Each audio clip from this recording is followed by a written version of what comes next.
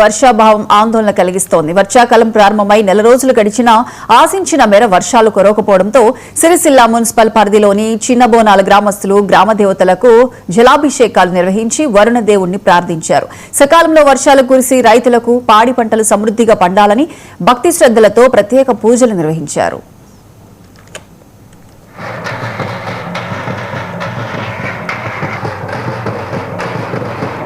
మరి చిన్నబోనాల భూపత్నార్ ముష్టిపల్లి సంబంధించినటువంటి రైతులకు వర్షాలు లేక రోహిణి కార్తీపై దాదాపు నెల అవుతున్న ఆరిద్ర కార్తీ వచ్చి మరి వర్షాలు లేక ఇబ్బంది పడుతున్నటువంటి తరుణంలో వెనకటి నుంచి వస్తున్నటువంటి ఆనవాయితీ ప్రకారంగా గ్రామంలో ఉన్నటువంటి అన్ని దేవతలకు పోషమ్మ, దుర్గమ్మ, ఎల్లమ్మ, మల్లన్న, మరి పెద్దమ్మ తల్లి, హనుమన్లు అన్ని దేవతలకు ఈరోజు గ్రామంలో ఉన్నటువంటి కుల సంఘాల పెద్ద మనుషులు, యువకులు, పెద్దలు అందరి సమక్షంలో ఈరోజు జలాభిషేకం చేయడం జరిగింది.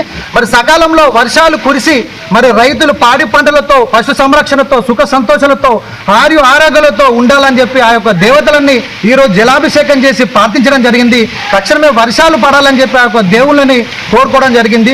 ఇదే విధంగా రేపటి రోజున మరి వంటల కార్యక్రమం కూడా చేయడం జరిగింది. దీనిలో పాల్గొన్న ప్రతి ఒక్కరు కుల సంఘాల పెద్ద మనుషులకు, యువకులకు, మహిళలకు, పెద్దలకు ప్రతి ఒక్కరు కూడా ధన్యవాదాలు తెలియజేస్తున్నారు.